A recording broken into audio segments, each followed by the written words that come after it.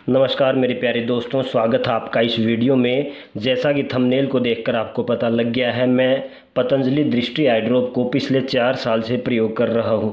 आगे इस वीडियो में हम पतंजलि दृष्टि आई ड्रॉप का फुल रिव्यू करने वाले हैं, जिसमें आपको पता लगेगा कि आप इसे कैसे प्रयोग कर सकते हैं, इसके क्या क्या फ़ायदे हैं, इसके क्या क्या नुकसान हैं। यदि आप छोटे बच्चों के लिए इसको प्रयोग करना चाहते हैं तो इसे कैसे प्रयोग करें, और जिन लोगों का आँखों का ऑपरेशन हुआ है तो उन्हें इसका प्रयोग करना चाहिए या नहीं। मैं अपना एक्सपीरियंस भी शेयर करूँगा कि आपको इसका प्रयोग करना चाहिए या नहीं। इसके साथ साथ यदि आपकी और भी कोई क्वेरी है, कोई क्वेश्चन है, तो आप इसे कमेंट बॉक्स में डाल सकते हैं। आपको जल्दी से जल्दी उसका आंसर दिया जाएगा। तो यदि बात करें पैकेजिंग की, तो पतंजलि दृष्टि आई ड्रॉप आपको 10 ml की पैकिंग में मिल जाती है, जिसकी कीमत मात्र 20 रुपये है।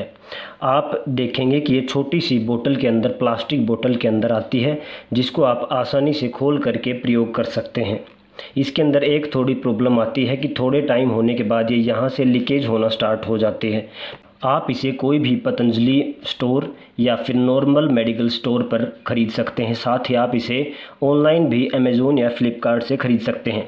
यदि बात करें इसके इंग्रेडिएंट्स की, तो इसके अंदर सफ़ेद प्याज का रस, अदरक का रस और नींबू का रस मिलता है। साथ में ही 5 ml आपको शहद मिलता है। वैसे भी शहद आँखों में डालना बहुत अच्छा बताया गया है। तो इसके सभी जो इंग्रेडिएंट्स हैं, जैसे आप देख रहे हैं, सभी नेचुरल हैं, जिनका कोई भी साइड इफ़ेक्ट नहीं है। अब बात करते हैं कुछ सावधानियों की। यदि आपने बोतल को आज खोला है तो आपको इसे 1 महीने के अंदर अंदर प्रयोग करना होगा। 1 महीने के बाद इसका प्रयोग बिल्कुल भी ना करें, क्योंकि 1 महीने के बाद ये ख़राब होने लग जाती है। इसकी सेल्फ़ लाइफ सिर्फ 1 महीना ही है।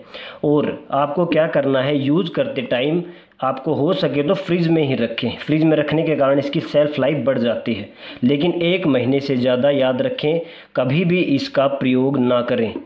इससे आपकी आंखों में दूसरी तरह के इन्फेक्शन वगैरह हो सकते हैं। बात करें कि कौन कौन से रोगों में फ़ायदेमंद है, तो आँखों के सभी रोग, जैसे यदि किसी की आंखें बहुत ज़्यादा ड्राई रहती हैं, सूखी रहती हैं, आँखों में ज़्यादा खुजली चलती है, कई लोगों की आंखों में लालिमा रहती है, बहुत ज़्यादा आंखें लाल रहती हैं, कईयों की आंखों में इन्फेक्शन होता है, जल्दी ही आंखें सूज जाती हैं, या साथ में ही जिन लोगों की दूर की नज़र कमज़ोर है या पास की नज़र कमज़ोर है, तो वो भी इसका प्रयोग कर सकते हैं। यदि किसी को ग्लूकोमा और कैटरेक्ट है तो उस कंडीशन में भी ये शुरुआती कंडीशन में उसको भी फ़ायदा देगी। तो बस आपको क्या करना है, इसको लगातार प्रयोग करना है। अब हम बात करते हैं इसको प्रयोग कैसे करें।